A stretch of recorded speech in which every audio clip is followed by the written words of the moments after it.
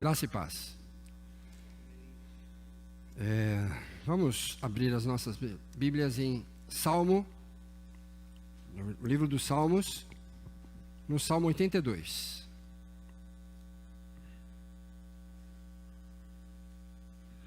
E nós leremos apenas até o versículo 8, tá bom? Salmo 82, de 1 a 8. Deus assiste na congregação divina, no meio dos deuses estabelece o seu julgamento. Até quando julgareis injustamente e tomareis partido pela causa dos ímpios? Fazei justiça ao fraco e ao órfão, procedei retamente para com o aflito e o desamparado. Socorrei o fraco e o necessitado, tirai-os das mãos dos ímpios. Eles nada sabem, nem entendem, vagueiam em trevas, vacilam todos os fundamentos da terra. Eu disse: sois deuses, sois todos filhos do Altíssimo.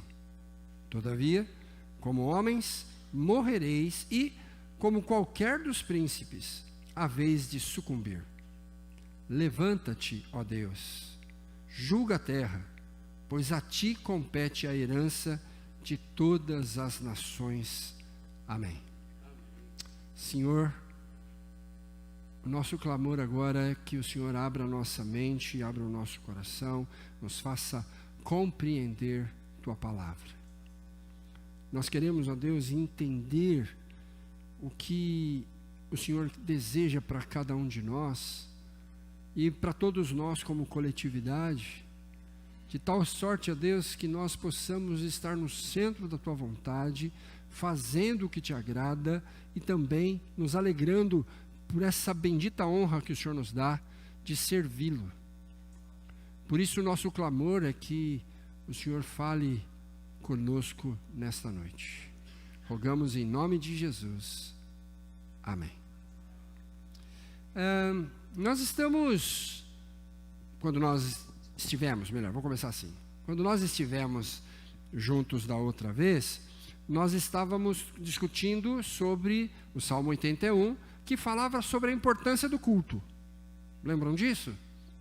Quão importante é o culto? E é muito interessante você pensar em termos do culto para alimento espiritual na nossa vida. Essa é a proposta do Salmo 81, discutir isso conosco, com a congregação. Mas a grande questão é, e depois do culto? Quando a gente sai, eu acho que eu estou parecendo seta de carro, né? Liga, desliga, liga, desliga. Eu acho que é talvez a pilha, talvez.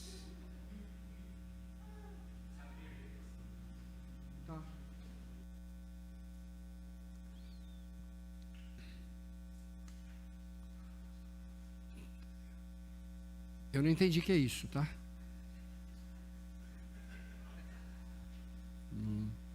Não sei. Colocar do outro lado, é isso? Não?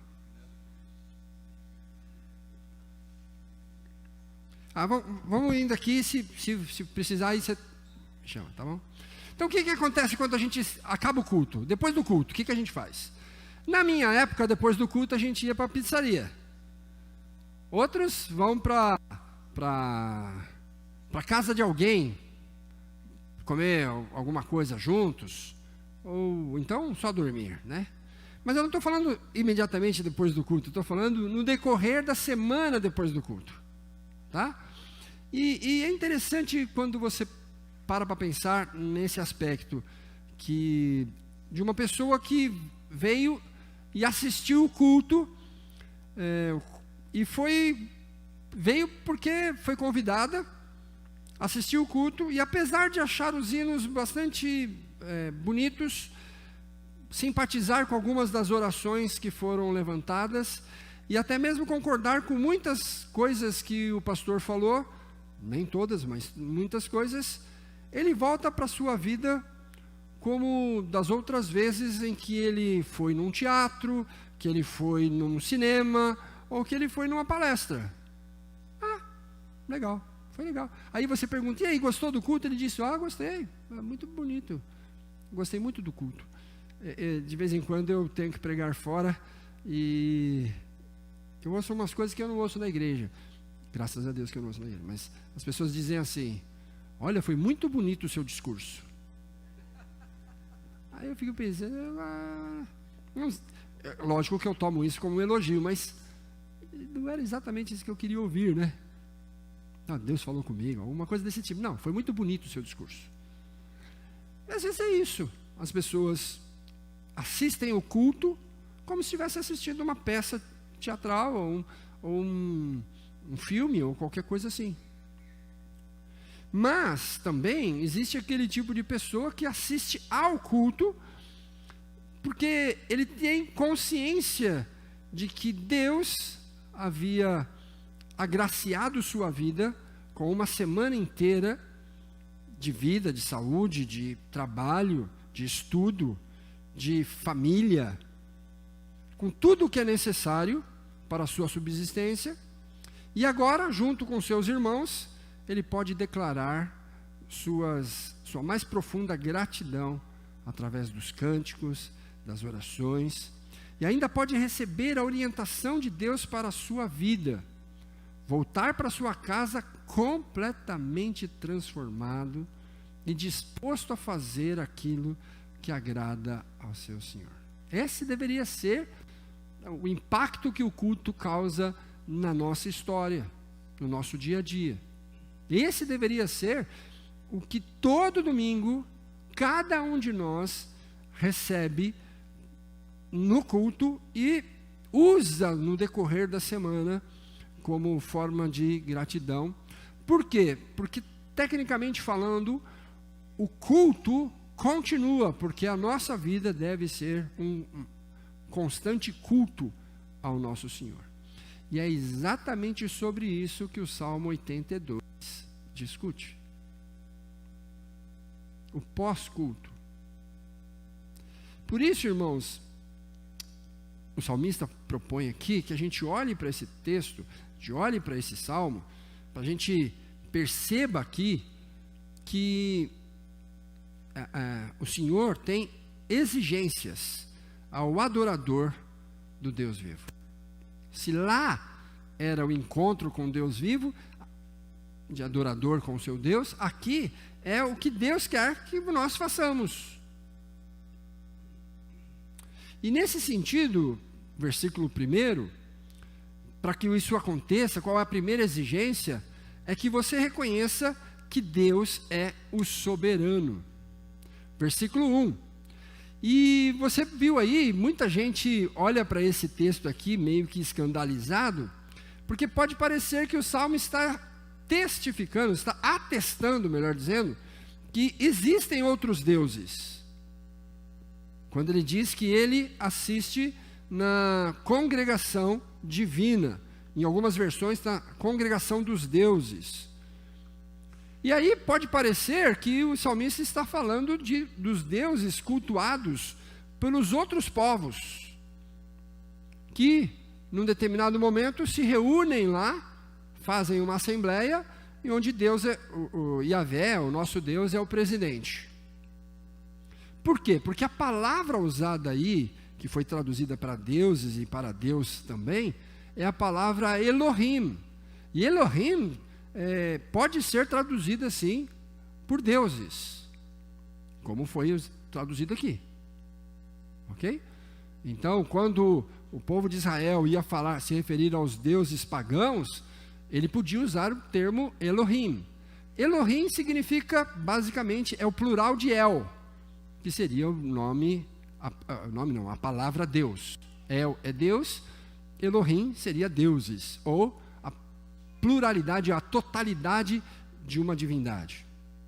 Também é possível, um outro grupo de teólogos também vão interpretar esse primeiro versículo aqui, entendendo que está se falando não de outros deuses, porque eles não existem, são imaginação dos povos, mas está se falando sobre os seres celestiais, os anjos e, consequentemente, os demônios, né?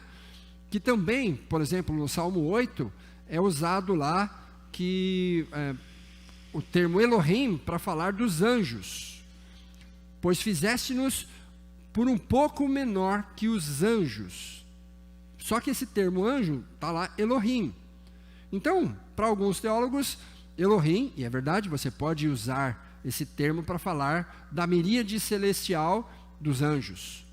E se estamos falando dos anjos, pode ser, e eles vão interpretar, como sendo aquela reunião, onde, descrito lá no livro de Jó, quando Deus está recebendo então os seus filhos, e o livro de Jó diz que no meio dos filhos de Deus, que está se referindo aos anjos, apareceu o Satanás para acusar o Jó. Então, para alguns, esse termo do versículo 1 está se falando desse encontro do Senhor, que está presidindo a Assembleia, junto com os seus auxiliares, junto com os anjos, e, consequentemente, também os demônios poderiam estar ali para discutirem algum assunto com o Senhor. E a terceira e última possibilidade, que é o que nós adotamos na maioria das vezes, a maioria esmagadora dos teólogos reformados e comentaristas também, tradicionais, eles entendem que nesse caso, do capítulo do Salmo 82, está sendo usado no sentido de autoridades e de juízes de Israel. Principalmente porque no versículo 6 e 7 se refere a eles lá como deuses. Eu disse, sois deuses, sois todos filhos do Altíssimo, versículo 7, mas vocês vão morrer. Se fossem deuses ou anjos, eles não morreriam. Portanto, está se falando de gente que tinha um cargo tão elevado, que aos olhos da população, aos olhos dos pequenos, dos fracos, do povo em geral, olha para eles como dizendo que eles são deuses, são quase que onipotentes dentro da área de atuação deles, né? Por isso o destaque aí para os juízes. E nós entendemos assim mesmo. E se você olhar no texto de Êxodo, capítulo 4, versículo 16, você vai ver usado lá esse termo. Também o capítulo 7, versículo 1, capítulo 21, versículo 6, capítulo 22, versículo 9 de Êxodo. São vários textos onde aparece a palavra Elohim para falar sobre essas autoridades. Interessantemente que Deus diz que vai colocar Moisés, um ser humano, como Deus sobre Faraó. E o Arão seria o seu profeta, porque vai falar em nome do Senhor. Vejam que essa alçada, essa subida, essa elevação no cargo da autoridade, podia ser visto como sendo uma espécie de deidade, guardadas as proporções, é claro, né? Está só tentando exaltar aqui o cargo ocupado por esses homens, por isso sendo usado nesse caso aqui. Então, o que o versículo 1 estaria dizendo? Deus é Deus daqueles que acham que são deuses. Deus é a autoridade maior sobre a maior autoridade entre os homens. E é Ele que está falando através do seu profeta, o salmista. Então a primeira coisa que você tem que entender, para que você continue adorando ao Senhor no decorrer da sua semana, é reconhecer que Deus é o soberano. Pode ver que a ênfase do versículo está em que, de qualquer maneira, Deus está presidindo esta assembleia. É Ele que vai falar, é Ele que vai organizar, é dele que vai sair a direção. As decisões, o juízo aí, final, vem de Yahvé, vem do Senhor. Então, para um adorador continuar o seu culto no decorrer da semana, é necessário reconhecer que o dono do universo, o Criador e o mantenedor de tudo o que existe, governa absoluto sobre tudo e sobre todos. Senão você vai parar no meio do caminho. Na terça-feira, você já parou de adorar o Senhor. A segunda exigência, versículo 2 a versículo 4 desse Salmo 82, desculpe, Salmo 82, você tem que aceitar que Deus incumbiu alguns de exemplificar a sua majestade através dos seus cargos.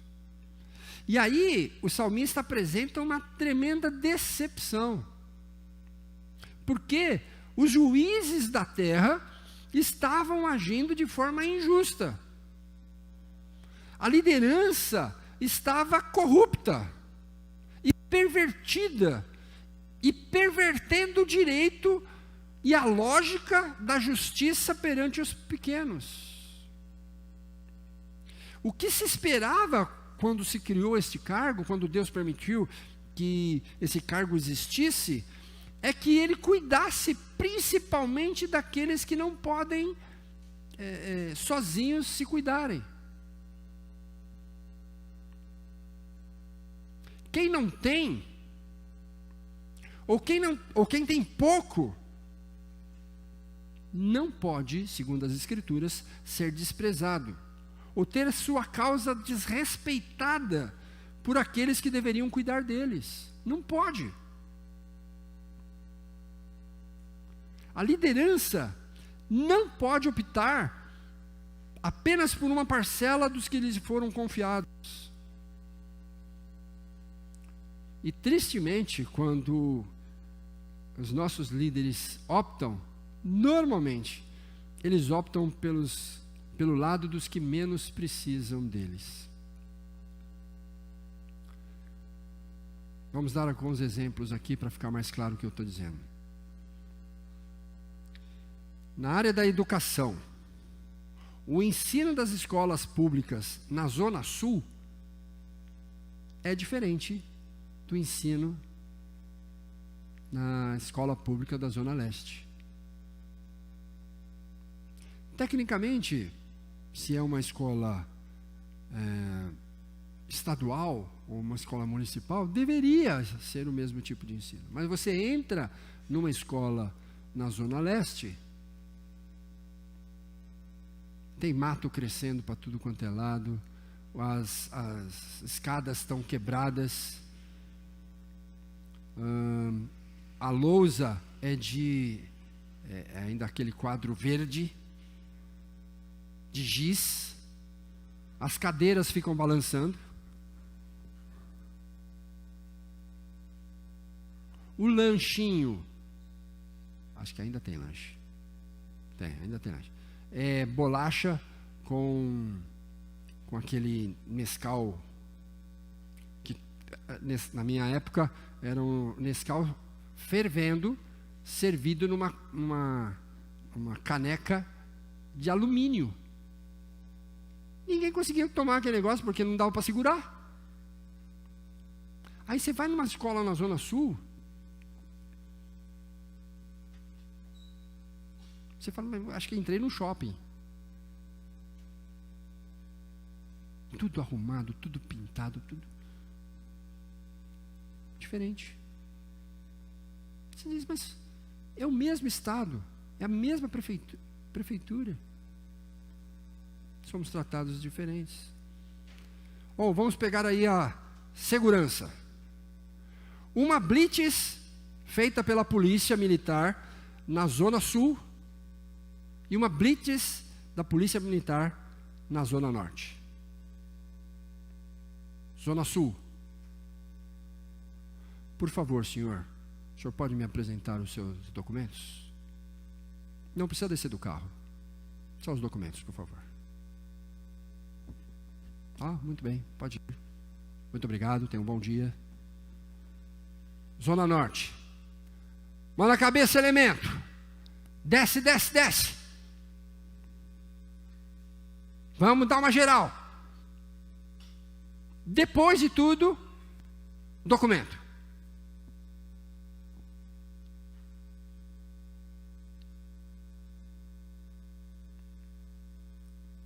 Saúde.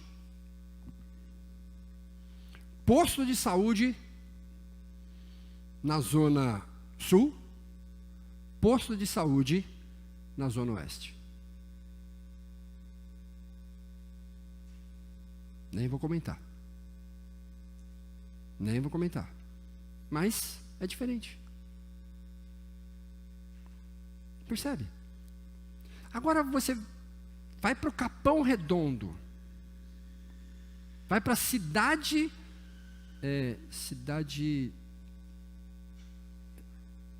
Obrigado, Tiradentes. Eu pensei, mas o Ademar também serve. Cidade Ademar, cidade Tiradentes. Não deveria ter mais postos de saúde lá, porque provavelmente nesses lugares essas pessoas que vão usar o posto de saúde estão mais concentradas lá do que na Zona Sul, que tem 35 hospitais um do lado do outro. Todo mundo, a maioria, não são todo mundo, mas muita gente, a maioria das pessoas que moram ali na Zona Sul tem plano de saúde e não vai no posto de saúde, vai no hospital particular. Mas é exatamente porque a liderança pende injustamente para o lado que lhe vai favorecer, quem sabe na próxima eleição, ou quem sabe de alguma maneira mais próximo dele. Meu cunhado mudou aqui de São José dos Campos, mudou para o interior da Bahia, que eu não vou falar o nome da cidade, mas mudou para lá, e o prefeito recém-eleito mandou asfaltar, pela primeira vez mandou asfaltar as ruas da cidade. Você tem que pensar numa cidade do interior da Bahia, tá certo? Deve ter umas 5, 6 ruas, mas tem umas, e aí vão para as fazendas, e uma das avenidas que vão para a fazenda foi asfaltada até a entrada do sítio do prefeito. Exatamente, parou o asfalto quando chegou na entrada do sítio do prefeito. Aí a gente fica pensando, por que só para ele? O vizinho dele já tinha que mandar no barro. Percebe? O salmista diz, não é possível isso. Nós temos que entender. A proposta aqui que o salmista traz é que Deus levantou você no cargo que você ocupa para espelhar a majestade e a justiça dele perante todos aqueles que estiverem debaixo da sua alçada. Terceiro ponto que o Salmo traz para a gente, que é uma forma de adoração ao Senhor no decorrer da semana, versículo 5 a versículo 7, é perceber que Deus impõe limites a todos os homens. E aí o salmista quase que diz assim, estes homens usam da ignorância. O profeta causa aqui, na verdade acusa esses líderes, por causa da arrogância, da sabedoria deles, em se tornarem tão elevados acima do restante da população, que os cegou. Eles andam nas trevas, diz o salmista. A consequência dessa ufanação toda é não enxergar além do próprio nariz. Eles não conseguem perceber as consequências inescapáveis dos seus atos. A responsabilidade aqui, segundo o salmista, desses deuses, é que quanto maior o cargo que ele ocupe, quanto mais honroso for o seu ofício, maior é a responsabilidade que é exigida dele. Eles são chamados e deveriam mesmo agir como filhos do Altíssimo. Os líderes, portanto, têm na sua esfera de atuação, pode ser política, pode ser justiça, pode ser religião, pode ser família, devem ser representantes de Deus e espalhar a sua justiça, sua santidade, seu amor para com todos. Os príncipes aí, os títulos que são usados para nos afastar da realidade e nos fazer, quem sabe, achar que somos melhores do que os outros, não podem nos cegar, irmãos. E isso é uma coisa que nós precisamos trabalhar muito em nosso coração. Porque é impressionante como a gente gosta de título. Nós vivemos numa sociedade, num grupo de amigos e de irmãos fraternos, e você vai passar lá em casa, a gente vai tomar um sorvete juntos, está combinado, e aí, mas agora eu fui eleito presidente da sociedade. Presidente da sociedade agora, olha, você passa lá em casa, você leva o sorvete. Estou muito ocupado, você passa lá em casa e leva o sorvete. Foi eleito diácono. Olha, eu já não posso mais, agora eu tenho responsabilidades, não posso mais tomar sorvete. Se ele for eleito presbítero, tomar sorvete com você? Você está louco? Eu só tomo com a liderança. Se for pastor, então, nem com a liderança. Eu só tomo sorvete no Supremo Concílio. Nós vamos perdendo a noção de que somos os mesmos irmãos.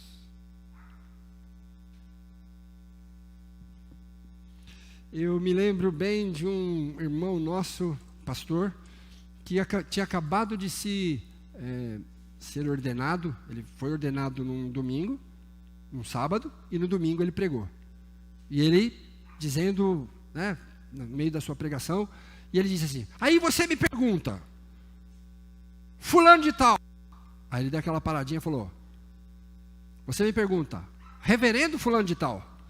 Aí a gente falou: ontem era fulano de tal, hoje já é reverendo, não pode mais chamar ele de fulano de tal. A gente começa a subir, sobe na nossa cabeça, e a gente acha que não somos mais mortais.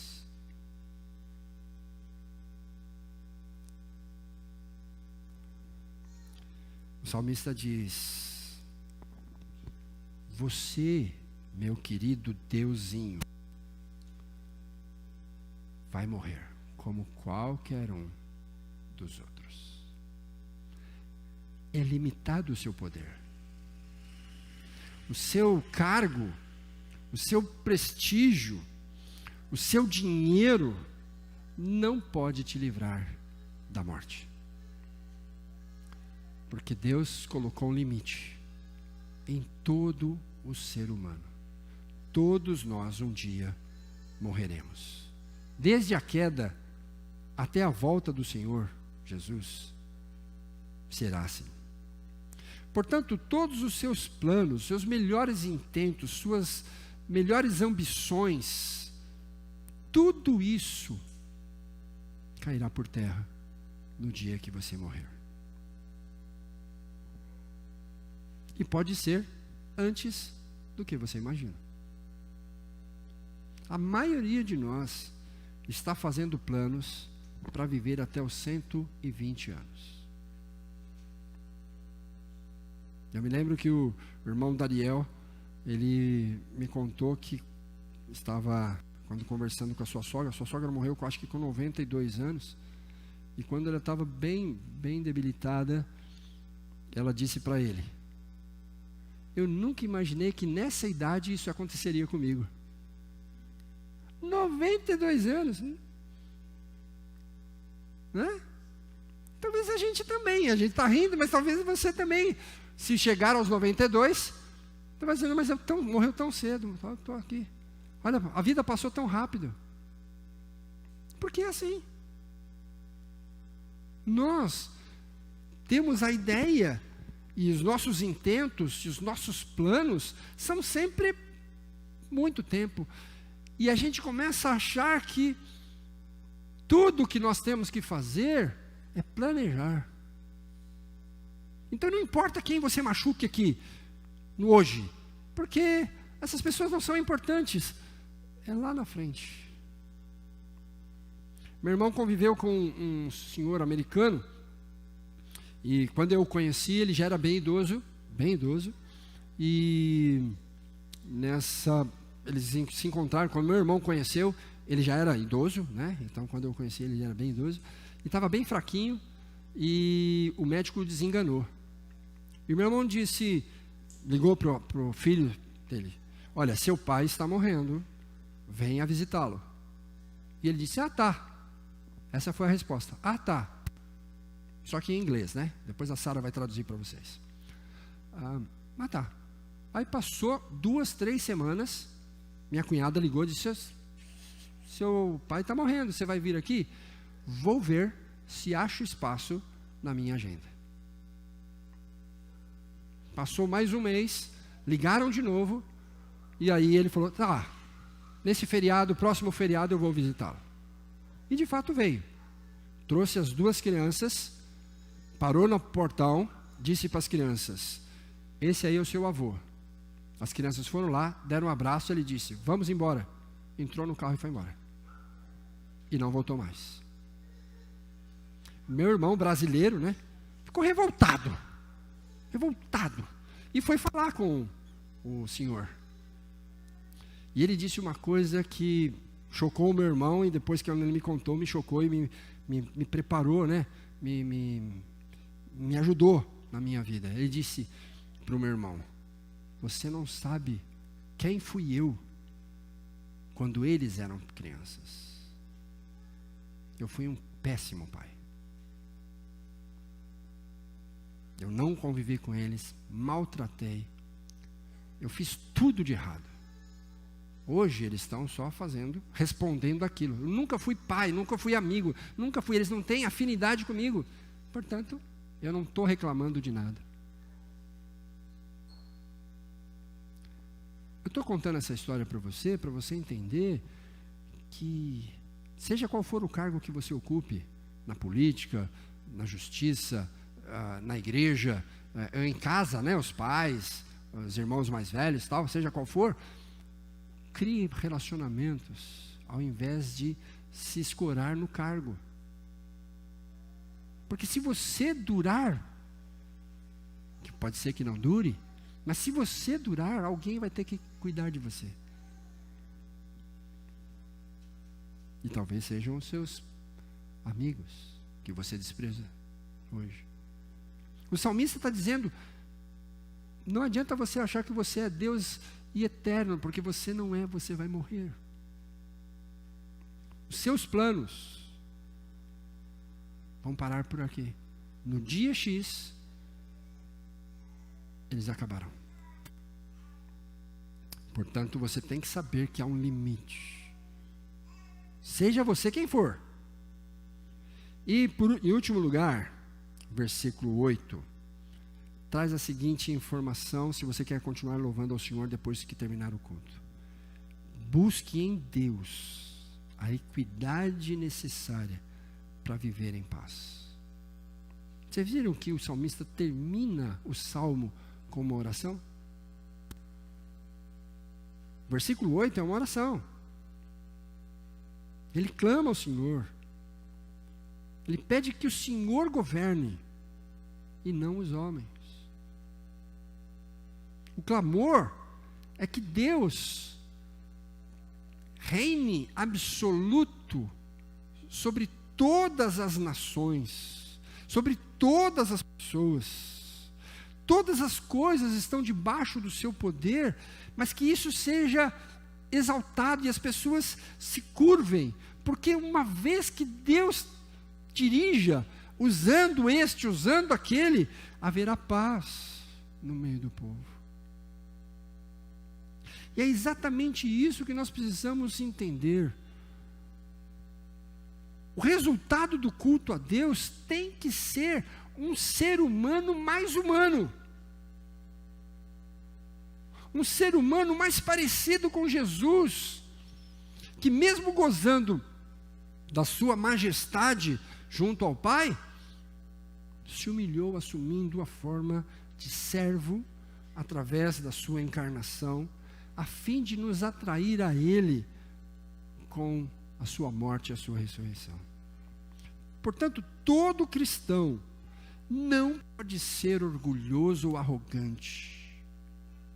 Por melhor que seja a sua situação, por melhor que você se encontre junto à sociedade, por maior que seja o cargo que você ocupe, mais nobre seja a função que você exerça, você precisa copiar o exemplo de Jesus.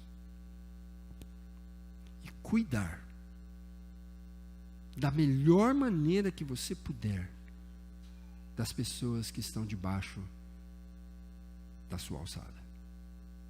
É assim que se glorifica a Deus. Assistir ao culto significa assistência ao culto.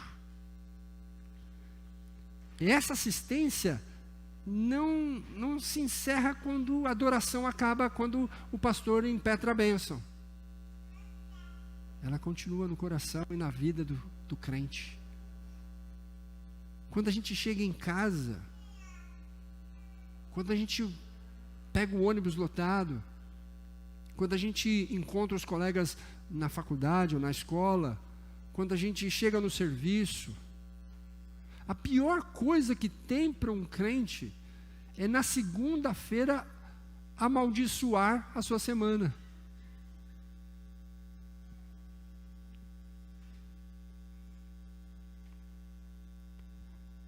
Já viu gente que levanta na segunda-feira bravo? Tenho que trabalhar. Chega no serviço cuspindo marimbondo. E não percebe que tem serviço. Quanta gente nessa pandemia perdeu o emprego? Quanta gente teve que fechar negócio? Quanta gente ficou sem condições?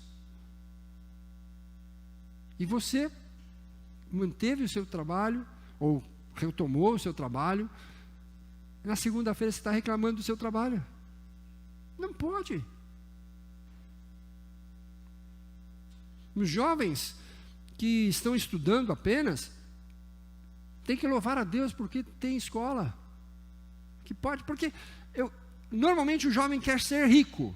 Todo jovem quer ser rico, né? Ele não quer trabalhar, ele quer ser rico.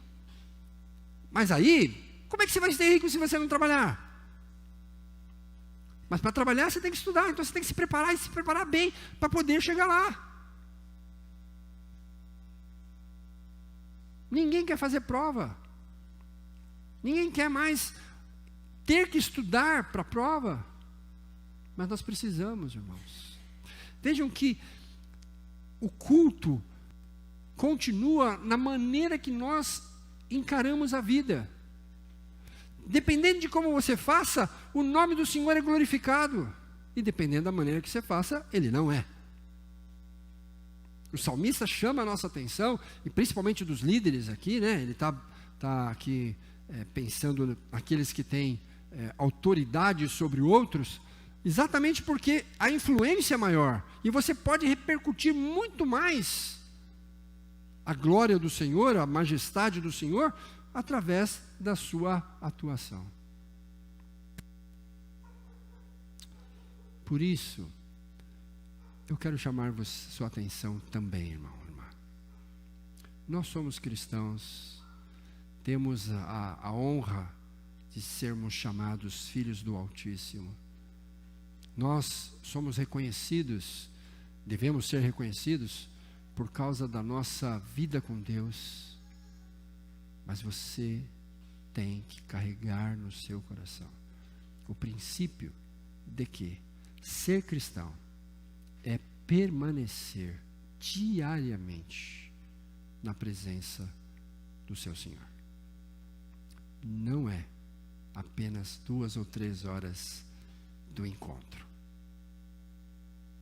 Tem que continuar.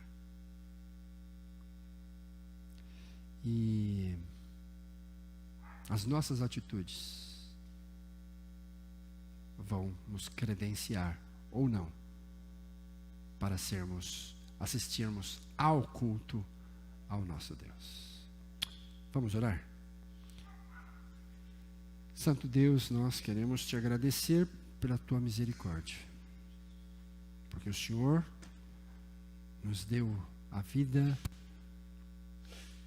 através de Jesus Cristo, nos deu a honra de estarmos neste mundo anunciando salvação para aqueles que ainda não te conhecem, aqueles que o Senhor amou antes da fundação do mundo. E nós queremos, ó Deus, sermos bons proclamadores, não somente com as nossas palavras, mas também e juntamente com as nossas atitudes. Por isso pedimos que o Senhor nos dê essa consciência que o Senhor zela, o Senhor governa, que o Senhor dirige, que o Senhor nos colocou como servos do Senhor em cargos estratégicos, em lugares estratégicos, que o Senhor limita qualquer pessoa, seja qual for o cargo ou qual for a posição, mas que o Senhor nos quer em oração e buscando a tua vontade.